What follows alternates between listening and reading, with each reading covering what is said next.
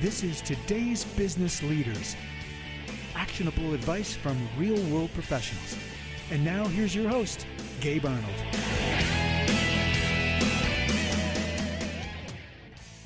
All right, so on today's show, I have Amir Pozderac, and he has started the alphaentrepreneur.com, and I've been following him for quite a while and very interested to hear his story. And so thank you so much for being on the show today, Amir.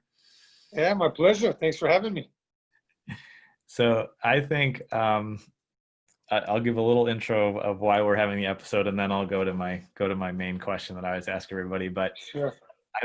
I think it might have been through the Gorillas group, which I know is renamed now. I forget what it is now, or it might have been through my brother Andrew Arnold, but I'm not sure if you're connected with him or not, because he did some fitness stuff for a while. But I know him. Yes, I didn't realize he's your brother. That's right. There you go. Yeah. Cool. So that might be it, or wherever we connected. You know, I love Facebook because I meet new people and have. That's right. Same here.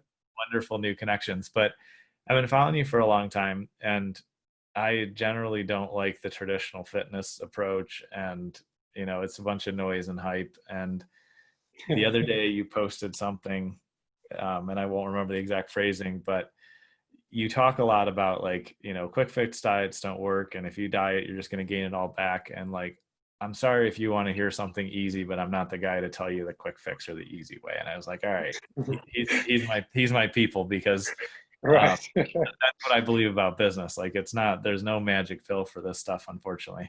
Yeah. But so certainly. I've seen how you operate and feel like we're really aligned on that front. And we've never ever had a conversation before, so everybody knows. But I always like meeting people for the first time. There you go. I'll start where I normally start, and then we'll get into what you do and how you operate. But tell me when you first realized that you were an entrepreneur.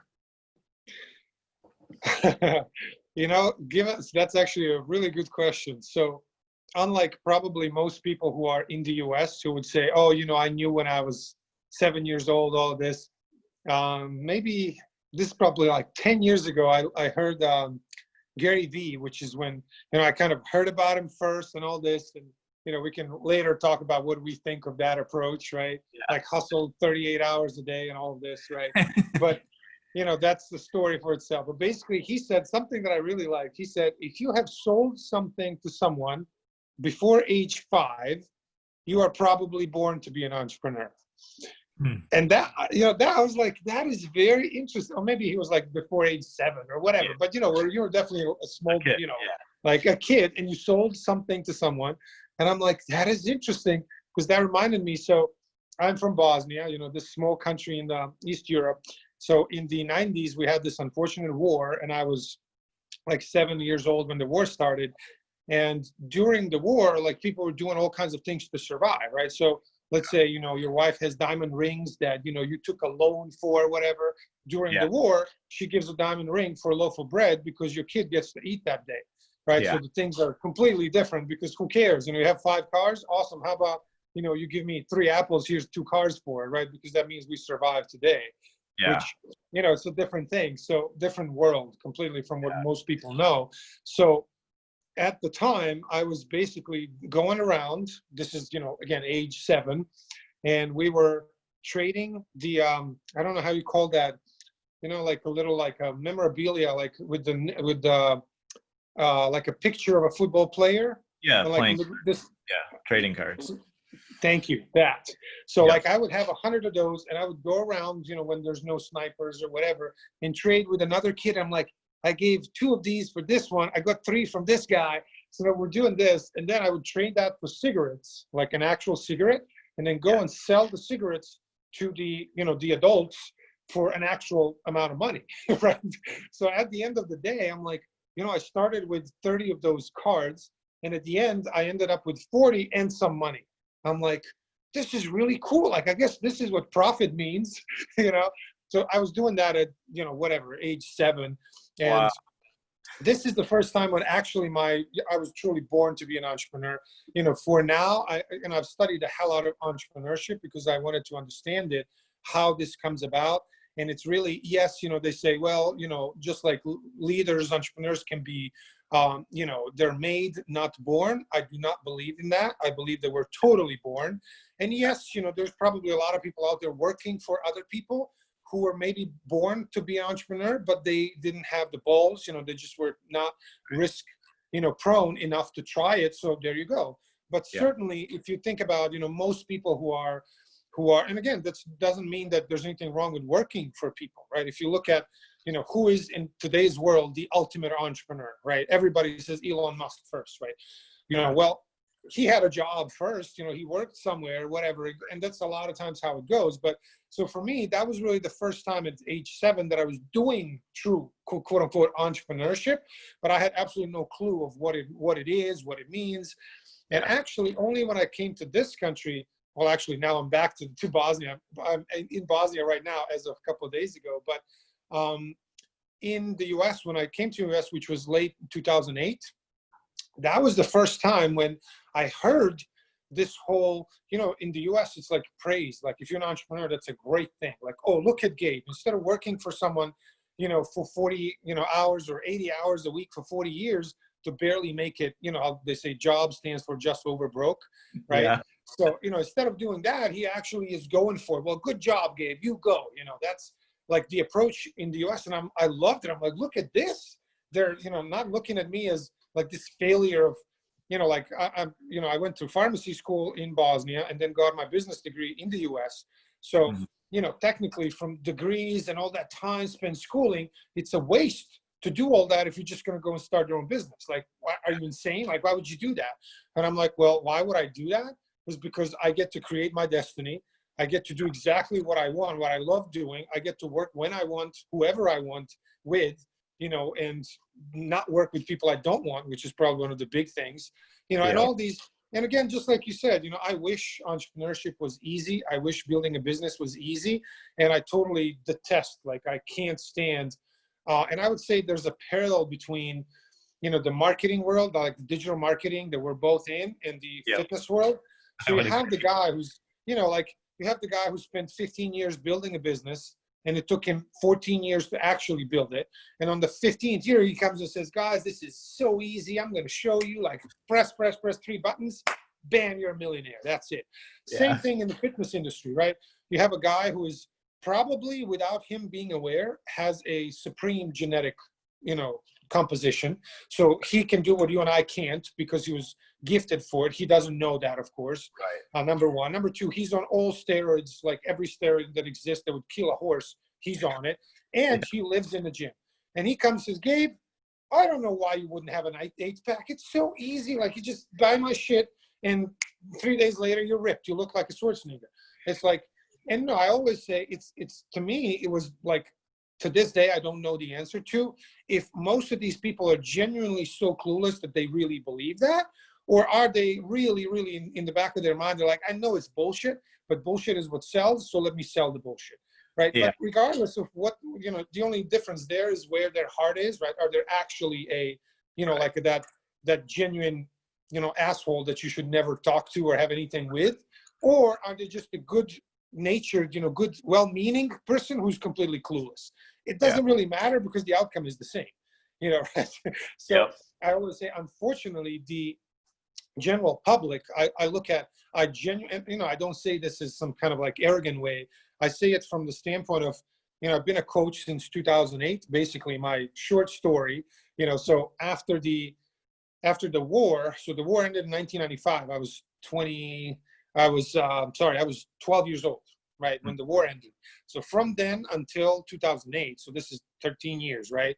I basically went from, so right after the war, I started eating. All of a sudden, there's food. Oh, so I ate a lot and became really, really, really fat. I was a very fat kid, and spent the next probably 5 or 6 years doing everything I knew how to do to lose weight.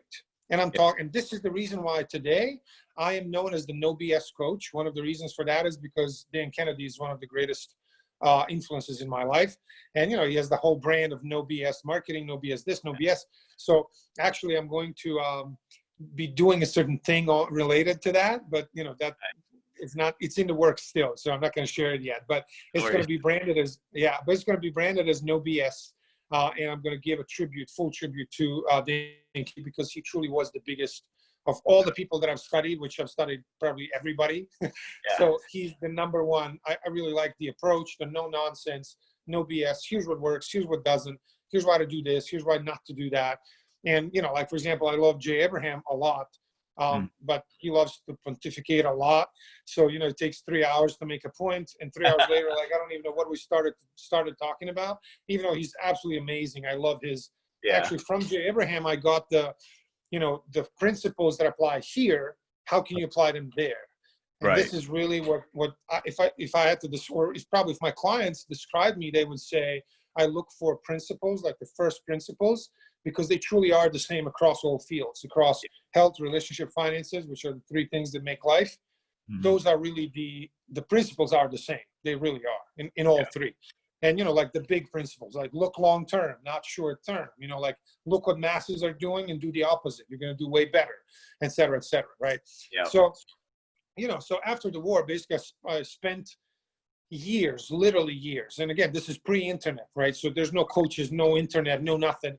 So the way to find information is you go to the library and spend 7 days looking for an article of something, right? So I'm reading books on, you know, so in 1996, I was reading about ketogenic diet, which it wasn't called that. It was very low carb diet, right? So these keto zealots today that I make fun of all the time, I'm like, I was doing keto diet in 1996 when nobody knew what that didn't even exist, right? It wasn't a thing, right? And I tried all of these, literally all of them, you know, cut carbs, cut fats, do this, do that, and gain it all back. So I started being 20 pounds overweight, and 5 years later, after literally 5 years of dieting, I ended up weighing 100 pounds extra. Holy cow. That's literally so if you ask, like, what's the summary of your 5 years of dieting? I gained plus 80 pounds from when I started. That's the reason why today I'm against the bullshit, why I'm no BS, and why I call BS all the time, which, as you know, in your industry, like our marketing industry, like 99% of the stuff out there is complete BS. Yeah. Right. And yes, you know, it's the truth behind it is very kind of vague and not, you know, clear, because the human brain is wired for instant gratification. We want magic. I want you to tell me, hey, Gabe, where's the button that I press to have a business tomorrow? And if you say, you know, there's not one button, but there's this process that's probably going to take you a couple of years, but as you go, you're going to fail 1,700 times. But if you keep going and keep going and keep going, eventually you'll succeed. I'm like, but this guy over here says I can press the button. And my brain says, well, go there, Gabe. I mean, like actually do work for years? What the hell? How about I go here and press the button, right? And that's really the same exact thing in all industries. This is what sells, right? This is the reason why, you know, charlatans like Dr. Oz and that joker Fung, you know, Dr. Fung, they sell millions of dollars worth of books every year that is literally nonsense. Like, you're dumber when you read it than you were before it. And it's complete BS. And basically, and I don't know if you're familiar with the guy called Gary Taubes. Do you know who that is? I don't think so. So he wrote a book called, he wrote several books. One of them was actually a really good piece. It's called Good Calories, Bad Calories. It's like a, you know, 700-page, whatever book. And he is not an idiot. He genuinely isn't. He is a Harvard-educated physicist. So he's not an idiot, right? He's a smart guy. You can't say, okay, this guy is a complete, like, he's just stupid and whatever. No, that's not the case. He's a very smart guy.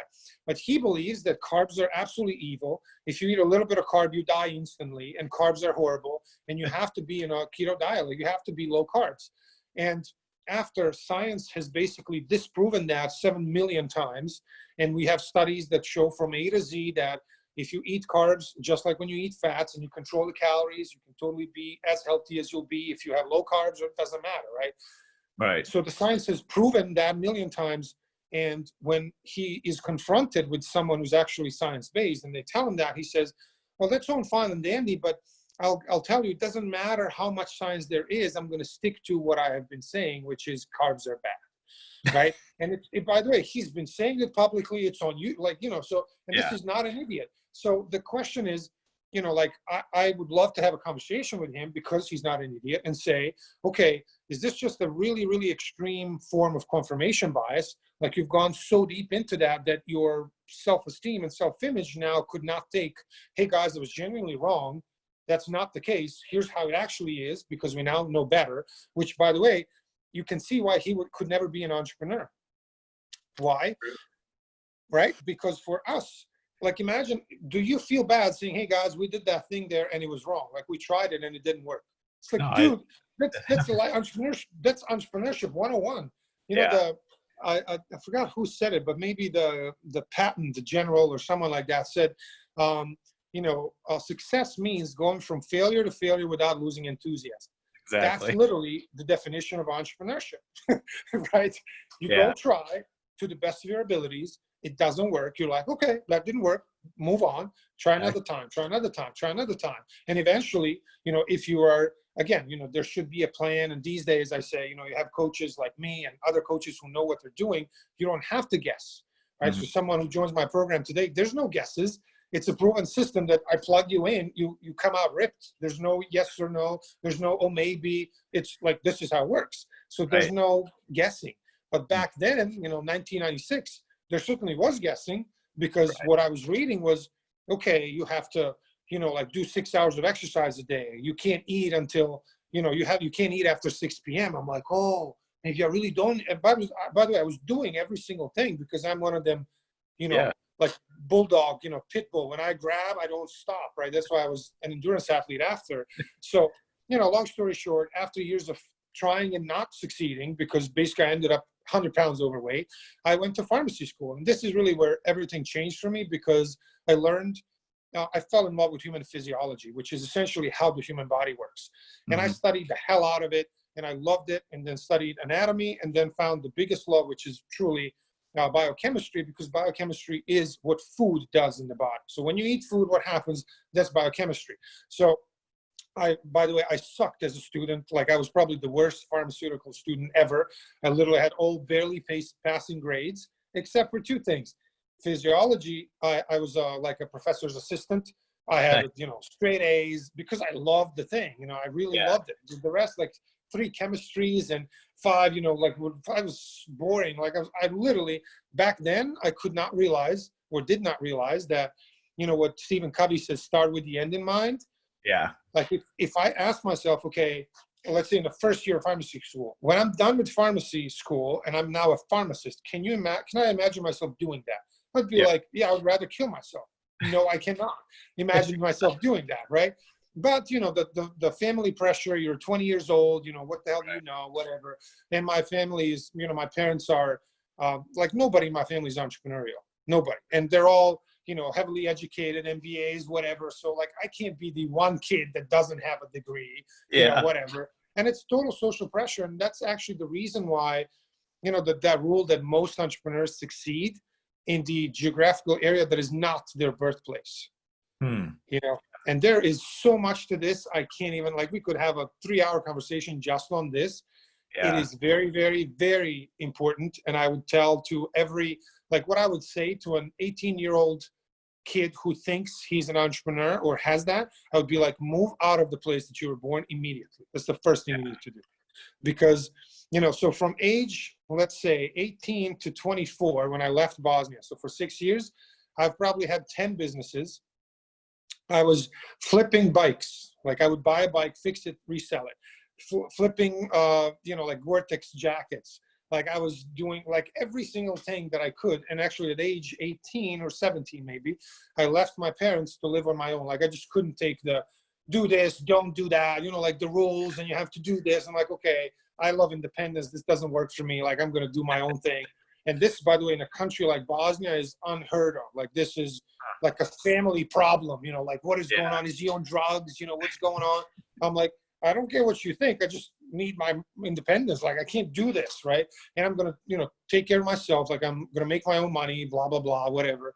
So after that, you know, when I went to pharmacy school in the first year, I really like dove deep into the physiology. And that's really when, whatever that year was, 2002 or something, maybe 2002, I think.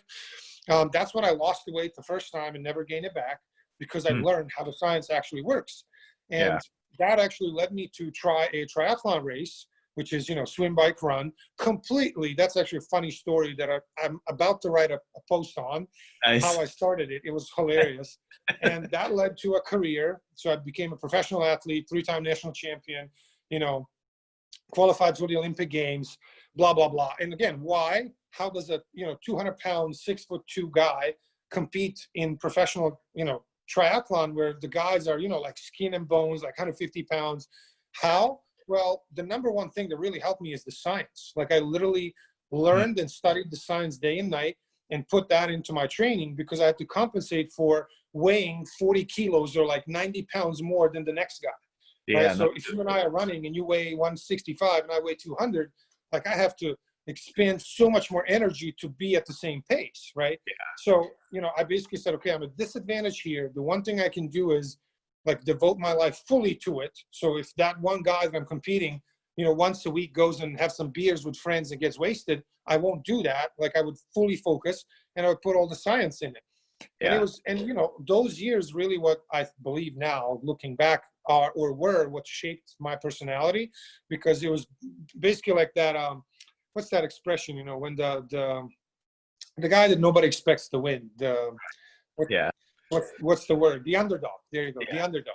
I was the epitome of that. Like, I show up at the triathlon race and they're like, "Oh, this is a security guard. We didn't know that security guards are on triathlon race. That's really cool." I'm like, "No, I'm here to race."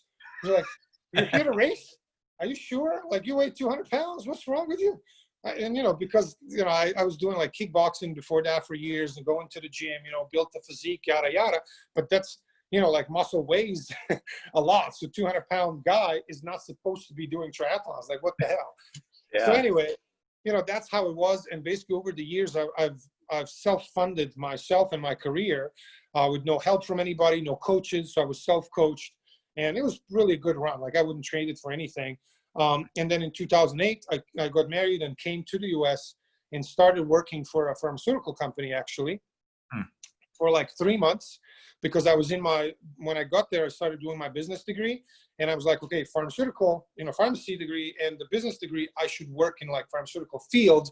But what I really wanted was business. That was the first time when I heard about entrepreneurship and I'm like, that's me. Like I have all those things. That's me. It just so happens that my entrepreneurial thing is fitness. Right? Yeah. So if it wasn't that, it would be some kind of other business. It doesn't matter, right? But it's something entrepreneurship related. So after 3 months there, it was maybe like, I don't know, a couple months, maybe 4, something like that. And the owner of the company comes and says, he's like, "Amir, you've really done a great job. I'm so happy. I'm so proud of you. Here's a hand. Good job." I'm like, "Oh, thank you." He's like, "By the end of this year, if we do really well, you're going to get a raise." And I'm like, "Oh, cool. Awesome. Thank you. So what's the raise?" He's like, "Well, usually the raise is like 2%, but I'm going to give you've done a really great job. I'm going to give you 3%. And I'm thinking, 3%? So 3% this year, that means like I make what, based on the salary, there was like 60K or something. What, I'm going to make $200 a month more?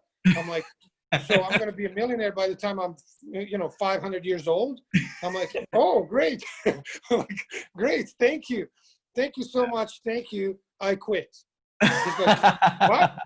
He's like, "No, I really can't do this." I'm like, "I really can't do this. Thank you. It's great, but I can't." And he's looking at me like, are you saying? I just told you I'm going to give you a raise. I'm like, "Yeah, thank you to help," because that helped me realize that this is truly not for me.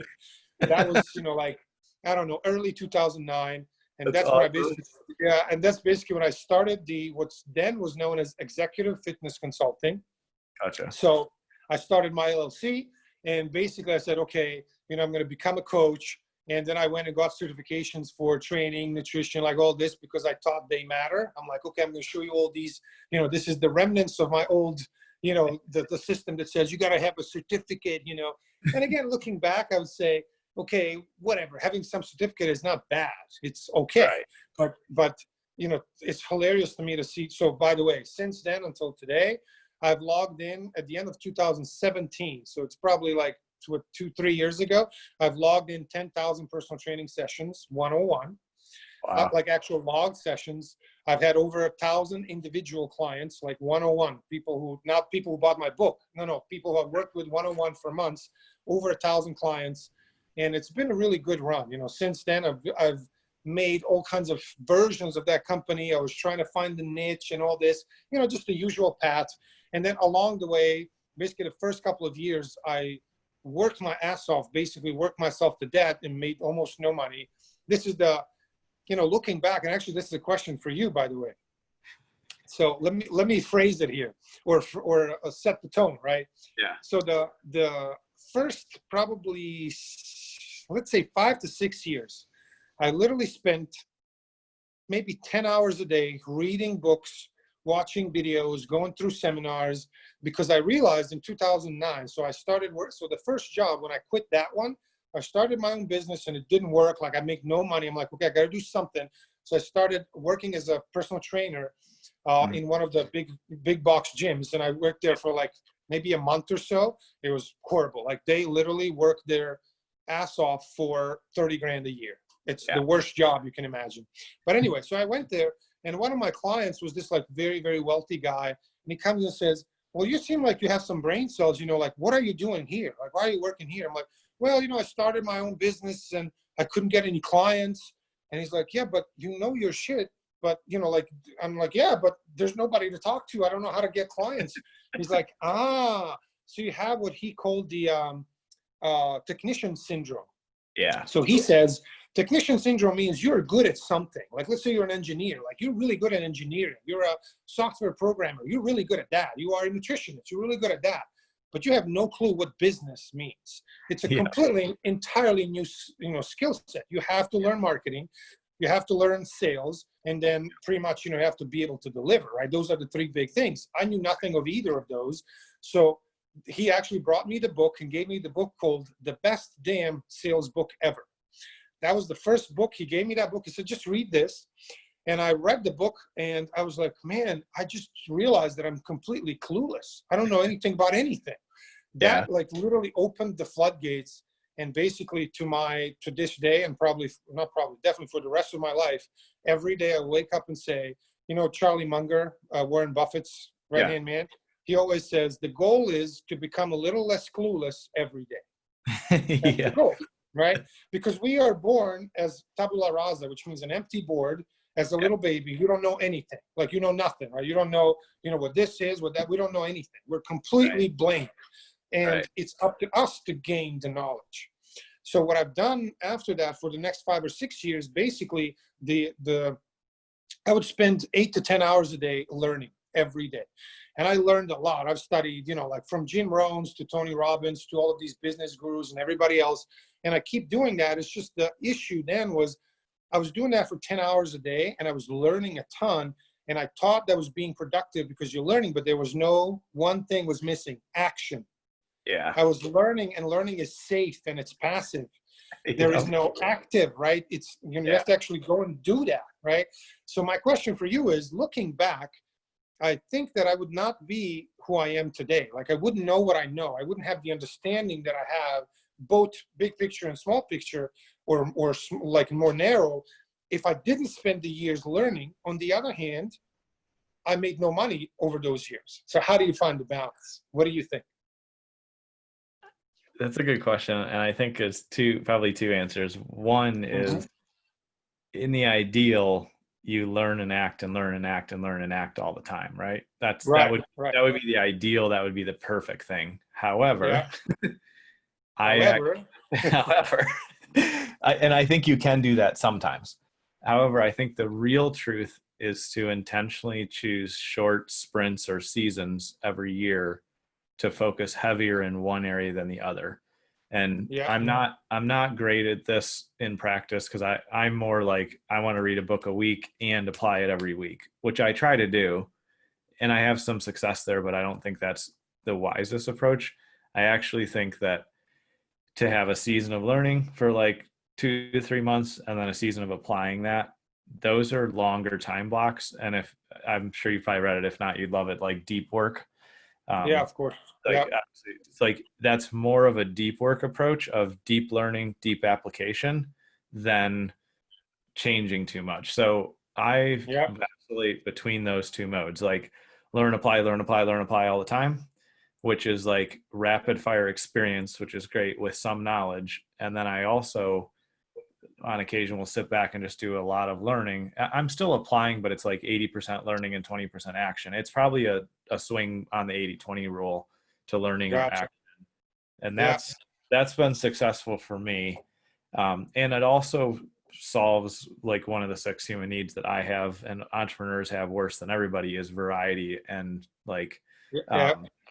change, right? Like variety and a little adversity is what, like a healthy amount of adversity is what every good entrepreneur needs, because without it, like if everything's too good, in the past, I used to implode my businesses and screw everything up because it was like, I was so bored that I didn't know what to do. And I would do something stupid to ruin what was working. I don't do that anymore, Gotcha. Looking back, wouldn't it be actually a suggestion, if you run into that again, just start another business, a different one? I used to do Right? that too, but then that's like diluting your power if you do too much. Correct. So, But I guess, it always depends on the nuances, right? The right, details, right? there's factors, but Yeah, like if yeah. you did, like if you're obviously a primary part of your entrepreneurial career so far has been one-on-one coaching, if you Yeah. started a group coaching business, that would be fine. But if you went and Yeah. started a web design agency or a copywriting business, because you write good copy, that would be a diversion that would screw you up. Like, or Correct. it could, unless you've got the first business at the stage where it runs itself and you got a team of people. Like, there's exceptions to what I said, but yeah.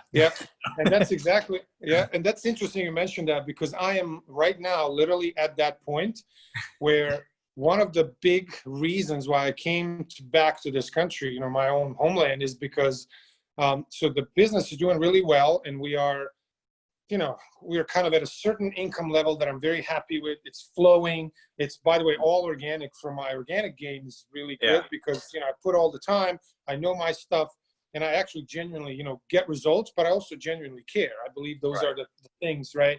And now it's about systematization of this, so that, I can hire someone to be on the phone instead of me to get people enrolled, and then hire a coach or two. So, I do have a group coaching program. I have one-on-one coaching, and I have a course too. That course sales we have basically killed off completely for many reasons, but I'm going to reassess. The reason is because I'm obsessed with client results. That's the thing. If the clients are not getting results, it doesn't matter. And I've probably gone too deep into that, to the point where if someone enrolls into the program, they're paying for it, and I'm doing everything I can for them to do, and they're still not doing, I'm bothered by it. Like, it genuinely bothers me. Where in normal, everybody would say, like, it's okay, man, they're happy. Like, you ask them, they're happy because I'm constantly bugging, hey, like, why are you not doing it? Come on, what can I help with? Let's do this. Because I really want them to get the result, because everything at the end, once you've started making a certain amount of money, things are good, you bought the toys and stupidities that you thought are going to make you happy, once you've got all that and you have it, and then sometimes it's passed, so you normalize that, and that's now normal, which, for me was probably late last year, when, there's business is good, things like I bought all the toys and, things, and I'm like, okay, now, like, I really, really, really don't need the money. Like, I'll take it, but I don't need the money. What I actually want is, if you enroll, I want to see you ripped. Like, that's it. Like, because that is the legacy, at the end of the day.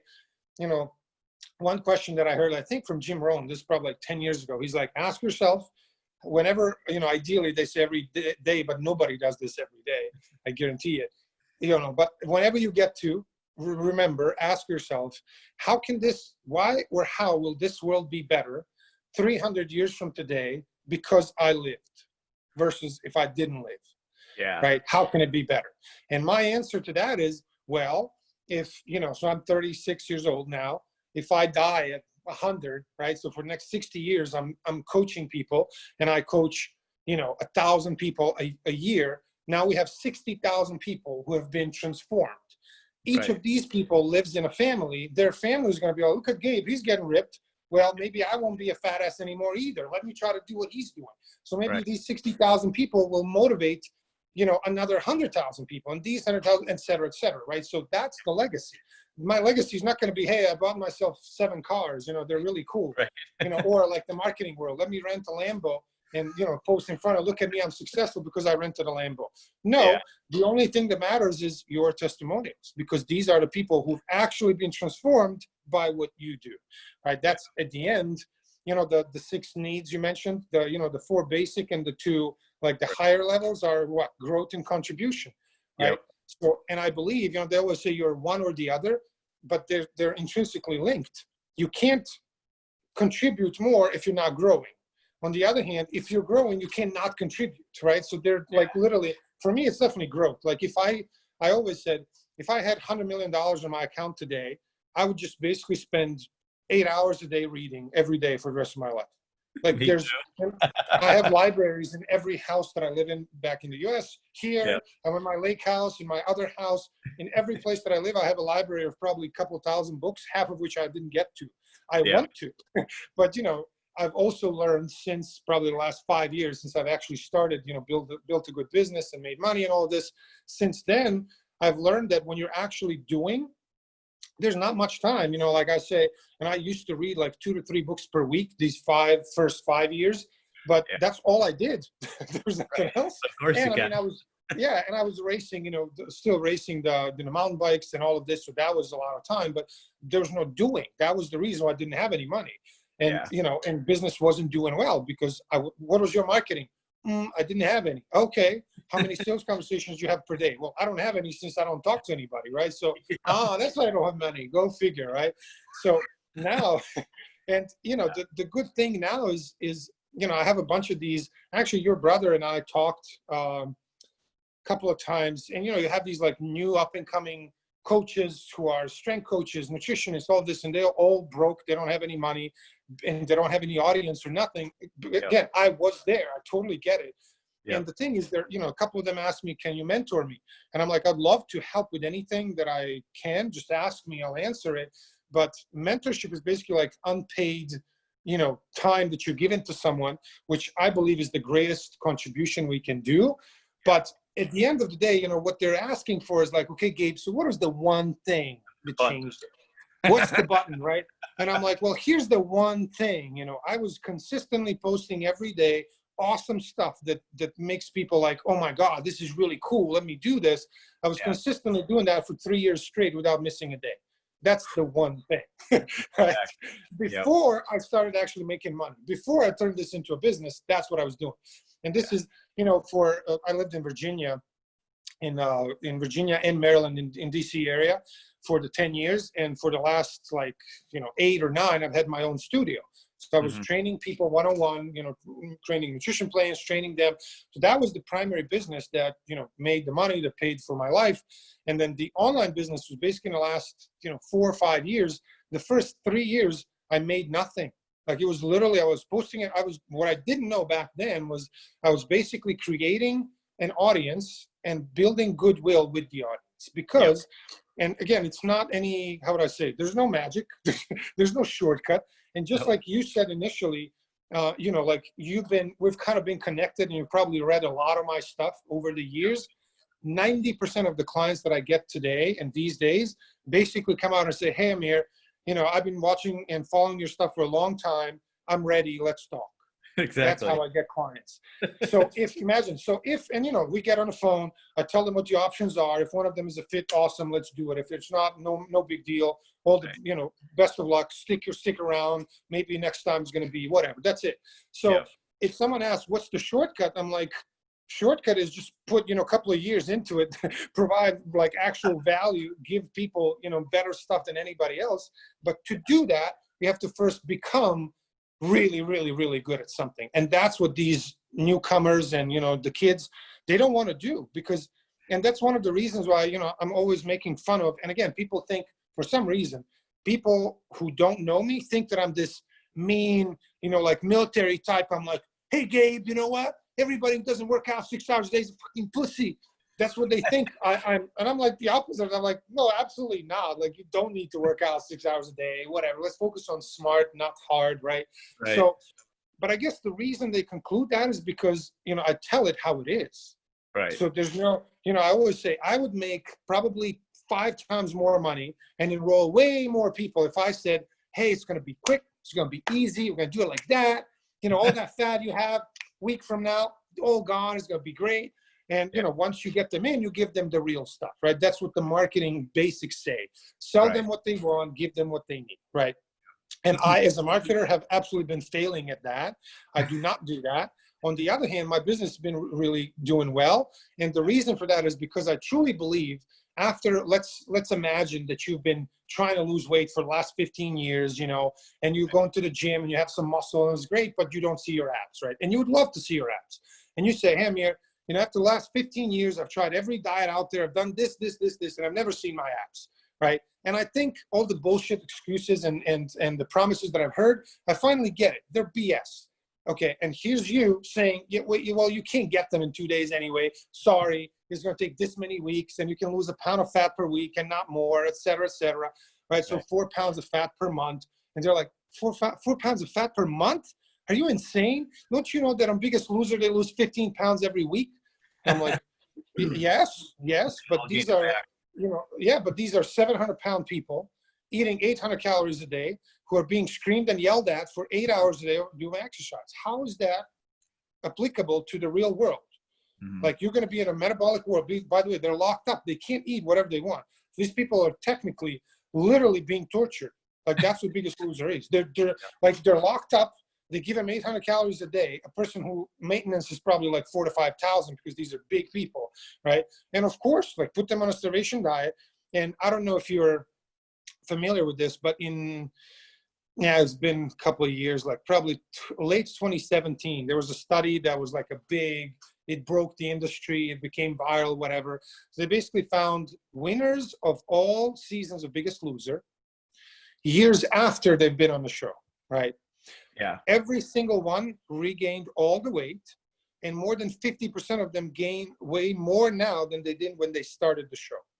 I have a friend that went on it, and fortunately he hasn't rebounded like that. So I think he's doing well overall, but he did not keep it off, so to speak. He's not where he was. And that just seems like extreme measures don't work because we can't take extreme measures every day. That's basically it. Our physiology has limits. And when you say, you know, I always say, imagine, so let's say, how much do you weigh, by the way? 181. Okay, so let's say 181. Let's say roughly you need to eat like whatever, depending on different things. Let's, for simplicity, say 3,000 calories a day, right? Yeah. Let's say you eat 3,000, you maintain current weight, right? So let's say you say, you know what, I'm really smart and I want it fast, so I'm not going to eat anything. Like, I'm going to be 0 calories. I'm just going to drink water all day, right? And I'm going to do that for 2 months straight, right? Well, first, you probably wouldn't live long enough to do that. You would have all kind of health issues and yada, yada. But let's imagine that you do that for 1 month, right? So you have 3,000 calories a day, right? So if you don't eat anything, you're now effectively in a 3,000 calorie deficit per day. Yeah. Now, that's not really true because your metabolism would immediately slow down. So the 3,000, and by the way, your body would make you tired and exhausted, so you wouldn't be moving around nearly as much as you are right now, et cetera, right? Every activity that you do would be lowered. You would do less of it unconsciously, like you would not be aware of this. So your 3,000 will probably become 2,000 a day instantly. So all of a sudden, your calculations are off by 30% because it's now 2,000. But let's say you do that for 15 days, right? And now 2,000 times 15 days is 30,000 calories. And we know that 3,500 is 1 pound of fat. So whatever is these 15,000 divided by 3,500, I don't know how many that is. Let's say 7 pounds or something, right? 8 pounds. Let's say 8. So you now have 8 pounds of fat that you lost in 2 weeks. That's freaking great. However, it doesn't work like that. Why? Because you're not eating any protein, which means your body's, remember, from protein, fats, and carbs. Fats, we have a huge storage of in the body fat, right? We have a lot of it, all of us. On the other hand, carbs, we also have storage of. When you eat carbs, it converts into glycogen. That fills your muscles and liver, right? We actually have like 2,500 to 3,000 calories of stored carbs in your body right now. Gotcha. And the last one is protein. So we have storage of fat, we have storage of carbs, we do not have storage of protein. It's basically, protein is just in your muscles. So if you don't eat any protein, where is your body going to get the minimum it needs? By breaking down your own muscle. Yes. So from these, there you go. So from these 2,000 calories that you need per day, that you're not eating any, a huge majority, a vast majority is going to come from muscle. So after these 2 weeks, you may lose 2 to 3, 4 pounds of fat and probably several pounds of muscle. Yeah. Guess what has happened now? After 2 weeks, right? You haven't eaten anything in 2 weeks. Your brain is like, okay, this fool is literally about to die. I'm going to do everything I can to prevent him from dying.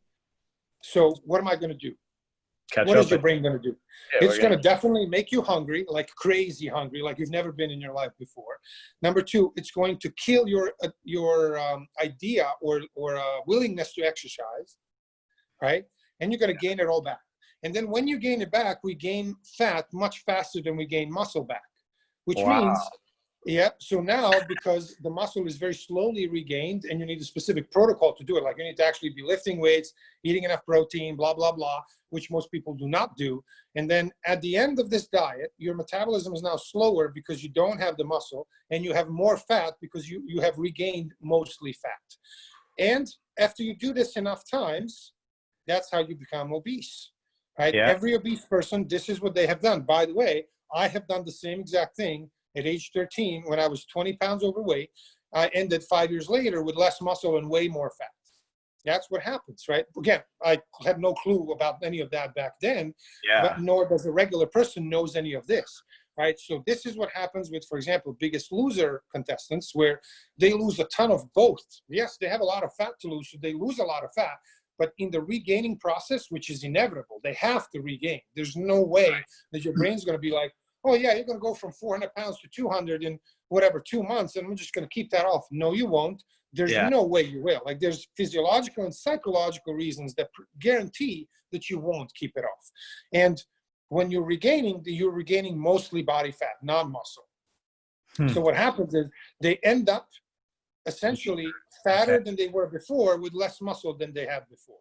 So basically their future from then on is way worse compared to not doing anything, just starting whatever they were. This is the issue with most stupid diets. This is the problem. If you are doing the diet wrong, which 99% of the mass diets out there do exactly that, if you don't have enough protein, if you're not lifting weights properly and not doing a couple of other things that are specific for you. So that's why I can't say do this because they're unique for each person. This is what, in my coaching, customization is like, it's based on customization. Imagine if I said, hey, Gabe, I have this like template and I give it to you and 100 other of my clients and say, yeah, you're all going to get ripped. What would happen? Like half of you would get fat, half would lose the muscle, half would, like, it doesn't work that way. And this is actually the issue. Like I ask myself, often, if someone said, Amir, we're going to do everything you say, like whatever you suggest, we'll do it. But we need you to come up with a system that's going to get 100 million people to lose weight. Yeah, probably wouldn't work. Right. So it would be very hard. It really wouldn't work on that level. But what would I do? Like, what would be my suggestion if they said, you got to help 100 million people at one time lose weight, right? So we would, at that case, stick to basics. We literally say, eat more protein because they're not eating enough, lower your total calories, which means lower either fats or carbs or both, right? And then do a bunch of other things that are so simple and so like not sexy that everybody be like, oh, yeah, this guy's telling me to not drink, a gallon of Coke per day. What kind of suggestion is that? Like I've literally had back, maybe 2 years ago when I was less, how would I say, then Kennedy says good marketing repels the wrong people as much as it attracts the right people. So these days when I talk to entrepreneurs, they're like people like you, person who's like, I get it. I won't be ripped by next Monday. Like I'm a thinking entrepreneur. So I'm talking to the right people. So things are great now because I have great people around me. They're all like, literally, I work only with entrepreneurs. So in my group right now, I got 2 groups, and then 12 individual clients. They're all like, half of them you would know. Like these are people that you would know because we're in the same, like digital marketing world. They're all like kick-ass entrepreneurs. They're like, I didn't build a business in 2 weeks. Overnight, it actually took 17 years, to do it. But good thing here is it won't take 17 years to get you ripped. Like it's a matter of months. Exactly. Right? That's basically which is fast enough. And if you're not willing to put in a few months in something, then you're not going to achieve any success. And like, and who are you kidding? That's right. You're not serious about it. Yeah. That's why actually when, let's say 2 years ago when I started this and I get on the phone with someone and they say, okay, so what's the process like? And I tell them, okay, this is the process. I'm going to customize your diet. I'm going to go exactly what to eat, when, how much. Okay, I'm going to customize your training program, because you can go and buy a $5 bodybuilding magazine. There's three or four training programs in every one of them. Yeah. Is it better for you to do that than nothing? Yes, certainly. Right. But do you think that training program is customized for Gabe? Like, are you going to take this training program? No, of course not. It's a, some fitness model that is on steroids and has whatever, and you're going to take his training program, run with it. Like, good luck. Right? Exactly. So, yeah. So customize the training program, customize the diet, then the accountability part, which is what the coaching is about, right? The coaching calls, the yada, yada. And then finally, what I call the ripped forever, which is basically my system of building habits long-term. We don't need to overhaul your whole life, because that would never work. It's too many changes to make. What we need to do, I always say to my clients, the fewest number of changes we need to make while you're getting the results we want, that's the path that we're looking for, because then you're much more likely to do it, right? Because we are, creatures of habits. We basically do the same thing. If I say, hey, Gabe, to get you ripped, we have to overhaul everything. Like, forget your life how it was. Now we're going to build a new life. It's like, good luck. Like, you're never going to do that. On the other hand, if I say, you're already eating 3 meals a day. Okay, you're going to keep eating 3 meals a day. We're just going to change this and this and this. This is the issue with, for example, intermittent fasting, which, like half of the world now is on keto. The other half is on keto and fasting, right? And again, I've talked about these things many times. Like, I have nothing against fasting. If that works for you logistically, it works for your lifestyle to, let's say, skip breakfast and start eating from 1 o'clock. Awesome.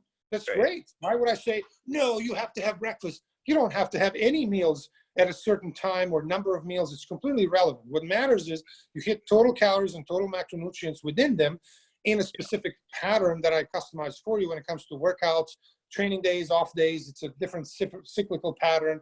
It's very, simple at its essence. But, someone says, for example, let's say you've been eating breakfast, lunch, and dinner for the last 20 years. Yeah. You now go and find a fasting coach. What do you think fasting coach is going to do? He's going to be like, Gabe, breakfast is horrible, kills you. Like, you have breakfast, instantly die. So what you have to do is fast. Whew, imagine. Fasting coach tells everybody that they have to fast. What a surprise, right? So you say, but wait. But I've been eating breakfast for the last 20 years, and I actually enjoy eating breakfast. It gives me energy. I love it. He's like, nope, sucks to be you, buddy. No breakfast for you anymore, because fasting is the best thing ever. It's like, okay. So, or you have the opposite version, or the different version, which is keto, right? So, Gabe, if you eat, a little bit of carb, you instantly die. You get fat, you get cancer. Carbs are horrible. You can't have any carbs. And you're like, but wait. Japanese people live the longest of anybody in the world. Their lifespan is 3 or 4 years on average, longer than anybody else in the world. They eat like 70 to 80% high carb diet, like 70% of carbs. Most of it is rice. Like, pure white rice literally is majority of their diet. They have nobody's fat. They don't have any, like the lowest level of disease is cancer, lowest of everything. They have a high carb diet. How come? Yeah. And then the keto zealot says, well, Gabe, Japanese have this special enzyme that controls they have special enzyme, and we don't have that enzyme, really? So their DNA, their physiology is different than ours. Like, Jesus Christ, like, they're like, yeah, I guess so, because, like, when you don't know anything, that's the BS that you can. And the thing is, this keto coach may actually believe that, because they just don't know any better, right? Because whatever BS source that they found for keto told them that's how it works. And because they don't have the basis of knowledge to understand whether something's BS or not, they're like, oh, so Japanese have the enzyme that we don't? Oh, well, that makes sense. Okay. So their physiology as human beings is different than ours. Like, Jesus Christ, you can't make this stuff up. So in my world, that's basically the big difference. You take a whatever mass approach, and here's the point of failure. Why? Think about this, Gabe. At this moment right now, half of the U.S. population is on a diet. 160, 170 million people right now, this moment, are dieting in the U.S. alone. And by the way, as you know, obesity is becoming like the worldwide epidemic, not just U.S. Like 10 years ago, we could say, oh, the U.S. is the most unhealthy, highest obese rates. Not anymore. It's spreading out, certainly. So if you take any of the mass approaches, and this is the issue, the inherent issue with like population at large, right? So, if we know that in the US, 3 to 4 out of 10 people are obese, 8 to 9 are now overweight. Think about it. Out of every 10 people, 8 are overweight, 4 are obese. Think about where we're going, right? The numbers are just getting worse every year. This is the epidemic that should be being talked about. And let me certainly, and nobody talks about that. It's whatever. And then we have the virus. And again, I'm not downplaying the virus. It is a real thing. Definitely, there's something to it, whatever. But think about it. This stopped the world, yet everybody's obese, and that's no big deal, whatever, right? And the issue is useless. So let's say today you say, okay, I've had enough. I want to have a six-pack. I'll do what it takes to have a six-pack. I want to be in the best shape of my life for whatever reason. Okay, so you say, I'm going to try keto, let's say, right? So the issue with that and every other mass diet is the keto has its rules, and you need to put Gabe into this box of rules. And every person out there is you're trying to force yourself into a box that you may or may not belong to, right? Into a thing that very likely is not going to work for you because it doesn't for most people. And then when you fail, can we really blame you when you started a game that you had no shot in to begin with? Like it's a system rigged against you because you can't succeed on it, right? So can we fail? Can we blame you for not succeeding in a game that you had no shot in to begin with? No, we really can't, right? Yeah, on the other hand, in my world, that's it. In my world, I customize everything to fit you. So I first take all of the info and say, this is what makes Gabe unique, your genes, preferences, lifestyle, what you like, what you don't like, what's your, when do you eat? How many meals do you like to have? When do you like to have meals? Do you like to have carbs? What kind of carbs? When do you like them? When you're not like them? And when I take all that, I create a system that's customized so that it fits you, not you fit it, right? And then magically it works every time. Go figure, right? Imagine, wow, what a surprise, right? And really, I can't take any credit for it. It is basically, science that we have known for decades now when it comes to what actually works. The only thing that I, kind of look at as that is part of my unique system is my way of customizing it to fit you, right? That's it. And then the coaching, the accountability, the part that, I truly believe, and I look at, every person. Like I look at you and everybody else who I meet, and I see what the finished version. When I'm done with you, I'm like, here's what I see, right? It's like the brain, like is wired that way that I'm like, this will take this many weeks and months, and I do this and and he comes out here, looking all ripped and everything, right?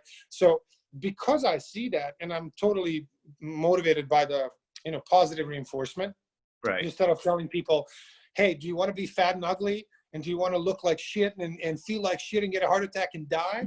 Which, again, half the people are motivated by away from the pain, half by, like towards. I am the towards type. And, some people that come my way don't like it because they want to be told, hey, do you want to be fat and ugly? Well, if you don't, go do this, right? And it works for them, okay. But for me, I really love positivity overall. I think there's more than enough negativity in the world. So for me, I would much rather paint a picture of what your future is going to look like when we're done, which means you're going to look better, feel better, your health's going to be like perfect as much as it can be, rather than, hey, you're not going to die in the next 2 years, because you're obese and all this, right? But again, nothing wrong with either way, because I think you're right, because I think that there are times I think to use pain or fear to motivate people away, but I think with something that you want to actually change permanently in your life, I actually believe that positive motion is what's going to move you forward. And so what I want to do, Amir, is this has been incredibly valuable, and I just love the principles that you operate from, and I knew we'd resonate and be aligned just because I followed you. What I'd love to do is, because I don't feel like we've even scratched the surface in an hour here, is wrap this episode and then have you on again very soon, because I want to dive in deeper, because your health approach applies obviously not just to health but to business as well. So what we'll do here is we'll wrap this one and then we'll schedule another one here very soon, because I really think that what you're talking about is incredibly valuable across the board, like I said. And so I would love to do that. And I just really appreciate everything that you've shared value wise. So where can people connect with you? What's the best way to, connect with you and actually get into a system that works for them and isn't some mass, mess? Right. Yeah. Well, first, thank you. It's been great. I loved it, and I'm absolutely all for doing part 2. Certainly. Yeah. And so the best way to reach me is really I'm the most active on my Facebook profile. So people can just go and type in my name and connect there. I leave, I have like whatever 4,800 or something friends. I leave 200 spots for, because there's always good connections to be made. So with the right people, I always want to connect. And of course, there's my website, The Alpha Entrepreneur, all spelled out. Awesome. Bonus points for those who can spell it out. Good job. It's thealphaentrepreneur.com. And also, one thing that I would love to invite people in is to join my free Facebook group. And if you go and type in Alpha Fit Group, all spelled out, ALPHA, fitgroup.com, that will redirect you to my free Facebook group. So in the group, this is probably 90+% of people there are, hardcore, awesome entrepreneurs. It's a really great environment to be in. And, there I'm also very active. I'm the most active on my profile and in the group. And that's really the best way to connect. And also soon we're going to be doing I've said this many times before, I really need to have a YouTube channel. I love video. As you can see, I love talking. I do not like writing. So even though I can somewhat write well, I find it kind of to be a tedious, like I don't really enjoy it. On the other hand, like verbal conversation is my thing. So video is like so easy. So soon I promise, soon I will have a YouTube channel. And I also do have a podcast. So if you guys type in the Ripped Entrepreneur, that's my podcast. You can find it on Apple and everywhere else. Another thing I also, now probably 2 or 3 years ago, I published a book. And you can find it on Amazon. It's called The Alpha Method. And it is really everything that I've learned in the first, 20 years of doing this and put into a book. And it is one of those books like Dan Kennedy books, they're not made for mass market. This book will never sell millions of copies because it doesn't tell you that you're going to lose 73 pounds by next Monday. It actually tells you what to do and how to do it. So, everybody who's read it so far said that it's been, the best investment they've ever made. And it's, like $20 or something. So I highly suggest checking that out too. But all that aside, thank you so much for having me. It's been really fun. And I really love to do part 2. Absolutely. Well, we'll definitely get that book. Thank you so much for being on, Amir, and we will connect with you pleasure. again. All right, sounds good. Thanks for having me. Thank you. Bye-bye. You've been listening to Today's Business Leaders with Gabe Arnold. Remember to subscribe on iTunes. For more information, visit todaysbusinessleaders.com.